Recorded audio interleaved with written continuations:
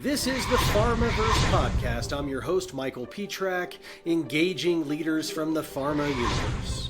Hello and welcome to the Pharmaverse podcast. I'm your host, Michael Petrak. And if you're a leader or an aspiring leader in the pharmaceutical industry, you've come to the right place. And I'm very excited about today's guest because he's one of my all-time favorites in industry, Dewey McLin, who is the Vice President of Medical Affairs at Longboard Pharmaceuticals.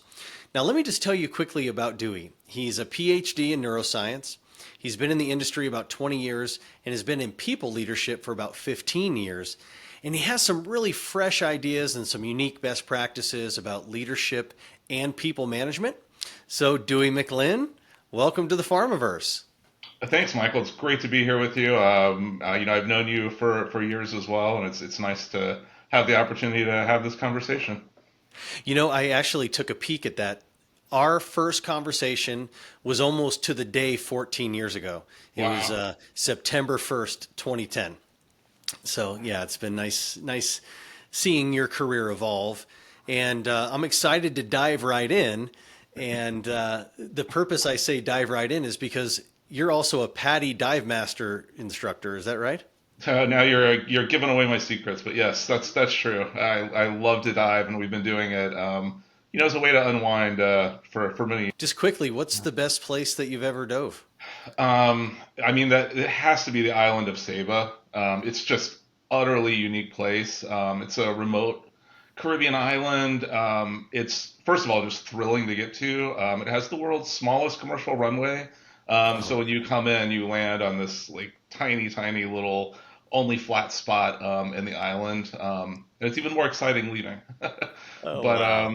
It's because it's so hard to get to, almost nobody goes there.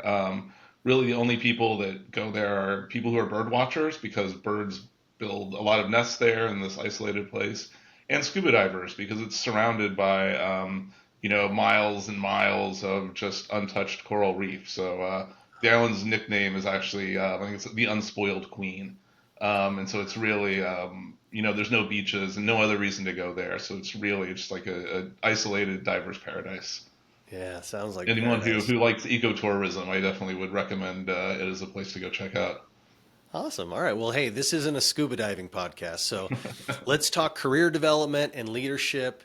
And I nearly ask every guest the same question. As you look back on your career, is there some pivot point where you made like this big decision that took your career to a new level? Yeah, for me that would really be working in scientific assessments and an in-licensing and acquisition group was probably the biggest pivot that I made. I started out as an MSL in the field. After a few years, I moved into a medical affairs management position in-house. I knew at that time I wanted to stay in med affairs, but that was my first time being in the office and looking around and seeing this massive office building, all of the different functions and their complexity. And I think at that point realized I really wanted to be a valuable medical affairs leader. It would be incredibly helpful to have a better understanding beyond just med affairs, to know how the group fits in the organization. So at that point, I looked around the company and tried to figure out where can I get that kind of knowledge and experience. And that scientific assessments group looked like really the right and best opportunity to do that. And it was, I will say it was a personal and professional stretch to go do that. But I think it was incredibly valuable because we had to go out and look at other companies, and it ends up being a variety of other companies.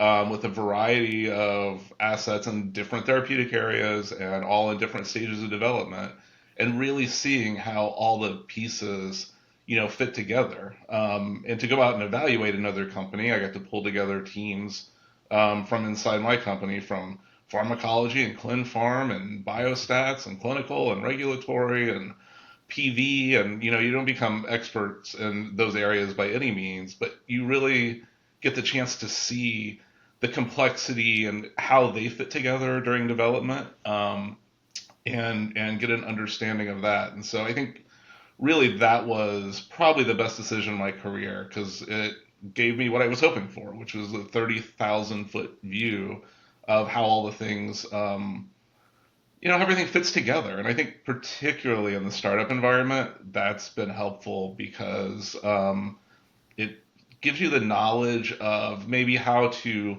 see some areas where med affairs can provide value that you wouldn't necessarily otherwise see or appreciate when you understand some maybe non-traditional ways you might be able to help other departments, if that makes sense. Yeah, that's really valuable. Did you have to move for the job? I did, yeah, and that was another.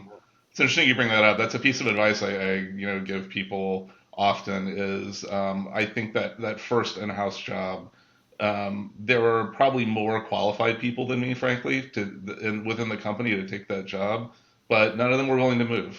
And so I think early in career having the chutzpah to make a couple moves like pays off down the road for sure. Chutzpah. I haven't heard that word in a long time. No, but it's true. I mean, a lot of the leaders that I've interviewed during this podcast have all said a very similar thing. In order to get where other people, in order to get where you can't get, you got to do what no one else will do. And so that's a really great take. And I like your takes that we talked about as it relates to hiring and culture. And having the chance to work with you, I really wanted to talk about hiring first. When you're hiring at a small company, what's the approach that you take? You're the expert on hiring, right? So you've done it all and heard it all and seen it all. For me, the perspective I can give is unique to kind of the career I've had, which has primarily been at small companies, going in when there are about 30 or so employees, really going from research and development to commercializing the first product, and building out brand new teams. And in that case, I think what's really important is looking for people where you can get a two for one. People who can do multiple things. Particularly at a small company, you start out with around 30 people or so has been my experience, and you need folks that can fill multiple roles. It's the nature of being at a startup. You're going to have limited resources, and so as the head of Med Affairs, there's a lot of value in finding someone who has the skills that can help out with multiple things. It's true, and Um, it's not like mhm. it's not like you're hiring someone and saying, "Here, we're really going to give you two jobs." The highly talented people, they want to spread their wings a little bit. So, do you look for people that really want that challenge? Yeah, I think that's exactly it. And there's a couple of advantages to this. One is, well, I'll give you an experience of one company that I was at. So we're starting out with three MSLs, but we still needed at that early stage some publication support, right? Some medical information infrastructure, starting to build that out, and those types of activities. And so we hired those three MSLs, but had them spend 25% of their time or so on each of those individual functions. And that was a development opportunity for them. So they got to learn more and do more in those areas. And then, as we approached launch, um, it was a no-brainer. Everyone in the company had seen them doing that job for a year and a half. And so when it came time to say, who do we want to promote and put in that position, it was, an easy opportunity for promoting people internally. Also, I think it was great for them because it gave them a chance to try it before you buy it kind of situation, right? They could determine over a year or two if that was really the kind of role they wanted to grow into and if they enjoyed it or not. Yeah, again, I love that take because I really see it being a benefit both ways. Like, yeah, the company is getting, more bang for their buck with the person that they're hiring, but the person's perspective is, hey, I'm not put in some little shoebox job. I'm able to do a lot of different things, grow my skill set, and they benefit long term from that. So I love that. And Yeah, no, I agree. another It's a win-win. Yeah. Yeah, total win-win.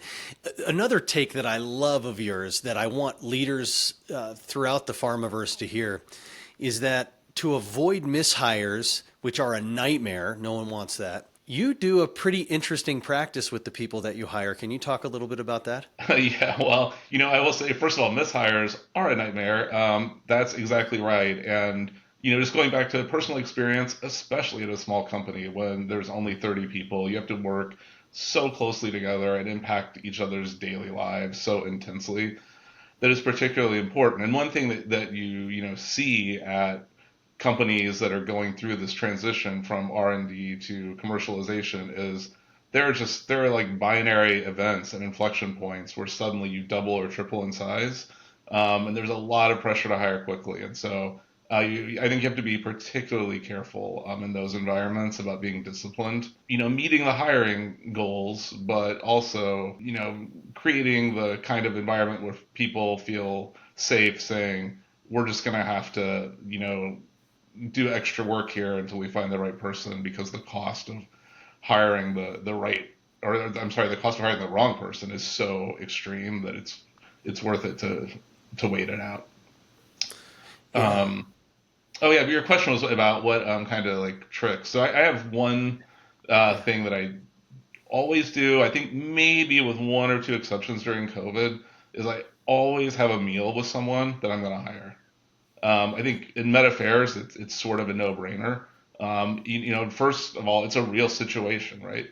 I mean, particularly for people who are MSLs or in field medical, they're going to have to excel at managing and controlling social interactions with KOLs and other, external stakeholders. And so, like, what's a better way than to have like a practical situation where they can demonstrate their ability to, thrive in that kind of environment.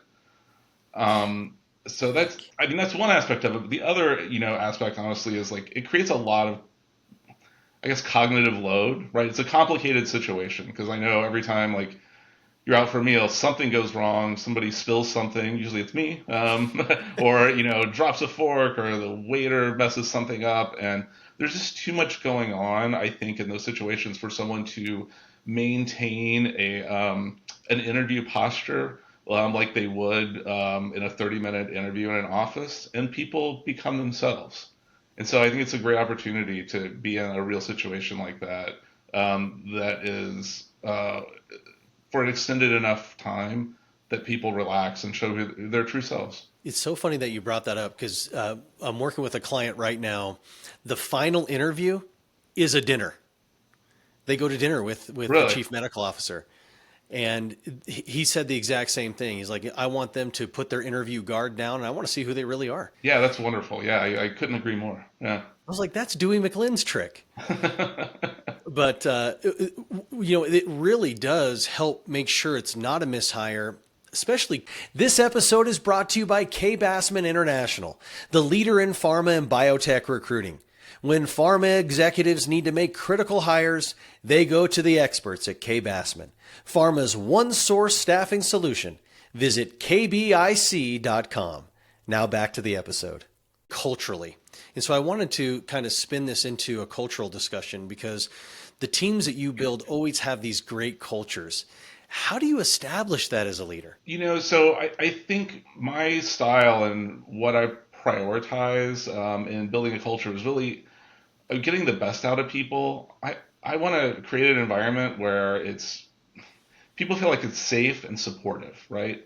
I don't know about you, but I do my best work when I feel good, not when I feel stressed out and, heavily scrutinized. I want to feel like I'm in a comfortable, supportive situation. So I think, you have to create that. You don't want to do it at the point of being a pushover, right? It doesn't mean you can't have difficult conversations or give people feedback, but it has to be balanced with recognition and support. And the kind of feedback given in a way I think that really helps people feel like it's empowering them for growth. Yeah, I don't know. There's an old saying it's probably true that like negative feedback's a gift, which I always liked, but there's different ways to give that gift, and I think it's better to give it like wrapped up with a bow, like on your desk, than like throwing at you randomly down the hallway. Yeah. So I think that's sort of our or at least that's been my approach to building a culture, because I think you get the best out of people when they're comfortable. Yeah, I'll tell you, that's such good advice for me because I tend to be, when I want to get more out of people, I kind of add pressure because that's how I thrive. The more pressure on me, the better I do. But I like this comfortable concept because you told me you try to keep them comfortable around 75% of the time. That's right. Can you elaborate on that? Yeah, no, I think that's right. 75% comfortable is like my rubric, I think, in my mind. Because, like I said, you can't avoid. No one wins when you avoid difficult conversations and opportunities for growth. So I don't know if it's the right balance or not, but that's what I try to keep in mind. I hear you. I mean, and that's why we share these leadership best practices so people can say, that maybe not work for me, but it's certainly working for you. And you Going told, back to just thinking about that interview process, this ties into that a little bit as well, actually. Another thing that I really see, particularly with field medicals, companies will have people give presentations as part of the interview. And I've seen two different approaches to that. Sometimes it is give the presentation, make a presentation about the new drug you're going to be working on. And sometimes it's give the presentation that you're giving right now in the current company you're at. And to that culture point, I almost always ask them to give the presentation that they're currently giving at the company they're working at. And it's that same reason. I want to see them at their most comfortable and their best, because then I know when we're interviewing them, that's how good they can be. That's probably like their ceiling, like level performance, right? And they're giving what they're most comfortable at. And I know that we can get them there with our data and our drug when they're on board. But if they're presenting on something new and an unfamiliar, different situation, I don't know that we're giving ourselves the best chance to evaluate what their potential is. I love that take. I could not agree more because I have a baseball background and I want to see somebody, I want to see what they're going to look like in mid-season form, not cold off the bench, with no warm up and that's not the best way to evaluate them.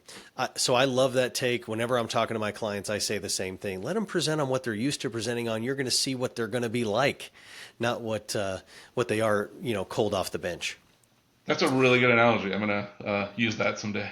Yeah. All right. Well, you told me that you really have leaned on mentors in the past, and you got some great advice about building highly productive teams and a great culture from that mentor. Can you share that bit of advice? Well, I think I can give you like an example of what I think is a really great, I guess, a great example of what I saw someone do once that reflects the need for specificity and just really thinking carefully about like each situation. And I think it's avoiding the trap of falling into patterns where you get comfortable and you do the same thing because you've done it at another company or you've been doing it at the same place for the same year or year after year. So we were in a situation that was kind of unique. We had a goal that really it had to get done quickly. I mean, it was like existential for the company. It had to get done, and it was a challenging situation because it was a group of people I would say that were very talented, perfectionists, and what we needed at that time was not perfectionism; it was speed. And so people's quality was actually becoming a liability in this case. And so what the people who was leading the organization did was they put us all in a room together and just said very specifically what I want to see over the next 3 months is a 15% mistake rate in your work. I want to see that because if you're doing everything perfectly and you guys are turning in the perfect work that I know you are driven to turn in, we are not going to make this deadline, and then there's no need for any of us to be here, right? And so, I think that was really savvy in a couple of ways. Getting everyone together, it reinforced like how important that was. That this situation was unique. It gave a bunch of perfectionists the reason they needed to, let it go. And I think particularly when you're asking people to deviate from what's the typical culture, the typical way of doing things, it can't be done casually. It needs to be done in a very dramatic fashion like that. It was a really powerful moment. It got everyone on the same page. And it also gave us all like permission with each other to say, yeah, we're going to do some less than perfect work and we all understand we're in it together. 85% perfect. That's what I love about you, Dewey. Like everything you say is like a fresh take, because other leaders might say, hey, I want your best, turn in your best work. But sometimes 85% perfect, especially when you're trying to hit a deadline, perfection is the enemy of good, right?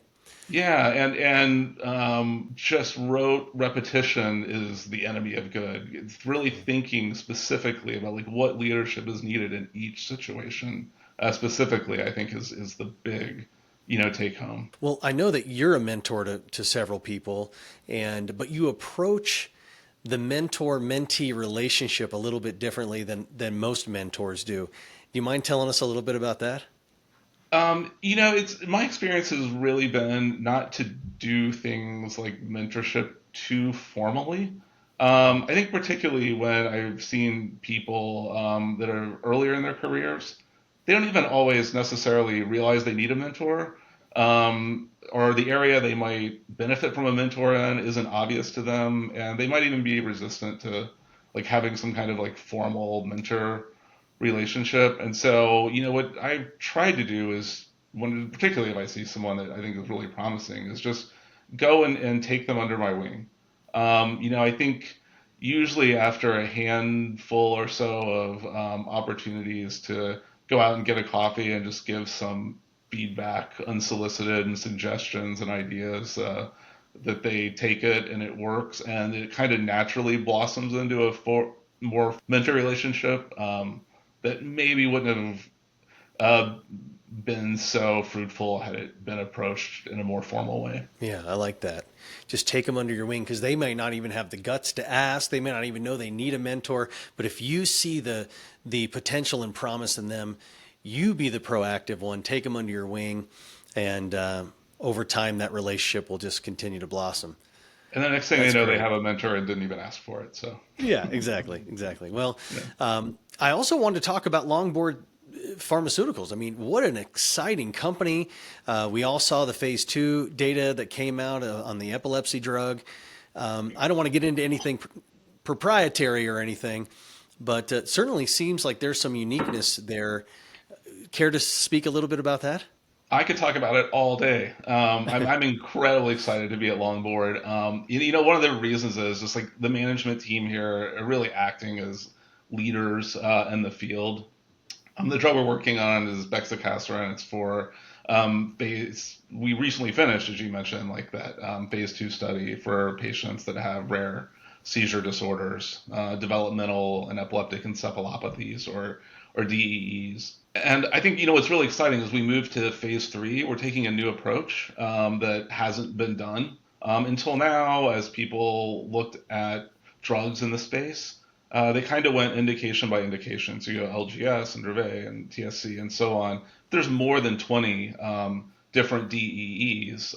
And so, our approach has been really let's take a broad approach where we can offer an opportunity to all DEE patients. And so we think this will be just a more inclusive way to approach drug development and give access to research opportunities for these patients who haven't had it. It's been, I think very positively received by the community, and actually just recently FDA granted breakthrough therapy designation for bexicaserin for this treatment of seizures associated broadly with DEEs in patients 2 years and older. So more to come. We're excited about getting phase 3 up and running soon. Yeah, I can tell you, even from someone that's not in the company, there's a lot of buzz around Longboard right now, and it's got to feel good to be at one of the cool kid companies, huh?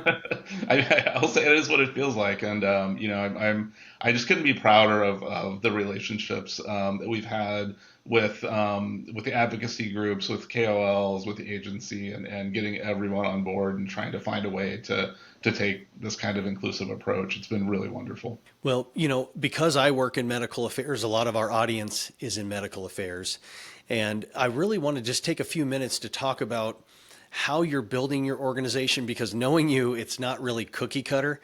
I'm sure there's some unconventional pieces to it. Are you willing to share some of those Dewey McLin secrets? Well, I can't give away all my secrets, Michael, Yeah. but Yeah. I think you said it exactly right. Like it can't be cookie cutter, and it goes back to what we were saying earlier about avoiding just doing things the way you've done them before. And so we're trying to look at what's unique about being in a rare disease space, what's unique about being in an epilepsy space. What do we need to build that's unique about dealing with 20 or more different rare disorders at the same time in parallel in the same study, unlike most drugs that have been developed in this space that have dealt with like one or two of those organizations. And so certainly, as we build this out, it's going to take all of those unique aspects into account as we think about how to build out here and in Europe and Australia, and the rest of the world. Yeah, I mean, so talk, if you don't mind, open up the veil, if you would. I mean, what are some of those unique things that you're doing to get the most out of people and to handle all these different potential indications?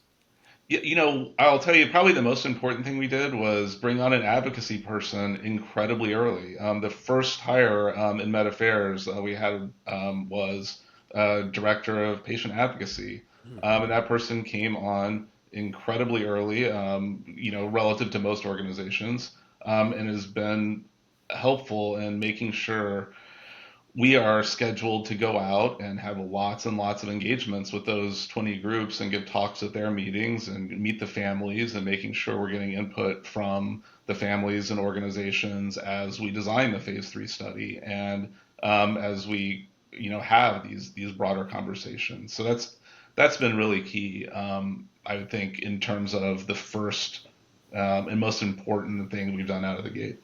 Yeah, that's a great nugget. Thanks for sharing that. Yeah. And we have time probably for one more question. I know that you've been doing some hiring outside the U.S. Any advice to leaders that are about to undergo the same thing from either best practices or challenges that you faced? So I think plan early is probably the most valuable advice that I can give. Things take a little bit longer, both just because of the legal and regulatory pieces that have to be taken into account. If your company hasn't done it before, there's more to put in place perhaps than you would realize if it's your first time doing it, and to think about the unique requirements in each individual country. Hiring in Europe isn't the same as saying you're going to hire in the U.S. Things obviously vary greatly on a country by country basis when you start looking at those aspects of HR. So give yourself time. Yeah, because in some countries a 2-week notice is like what? It's like a 3-month notice, right? Exactly. And the currency issues, man, there are a lot of issues. But unfortunately, looking at the clock, Dewey, that's all the time we have. But on behalf of all in the Pharmaverse, it's been such a joy to dive into leadership with you. And I think we're going to title this Diving into Leadership with Dewey McLin. What do you think about that? I love it. That's great. All right. Well, seriously, Dewey, thank you so much for your insights. Everybody in the Pharmaverse, thanks you. Highly valuable. Thanks, Michael. It was nice being here. Well, that wraps up another episode of the Pharmaverse. We have many more great guests lined up for you, so follow the podcast so you don't miss a single one. Thanks for listening, and see you next time on the... Thanks for joining us on the Pharmaverse podcast. Make sure you subscribe below so you don't miss any leadership insights. Like and comment. I would love to hear from you. We'll see you on the next episode of Pharmaverse.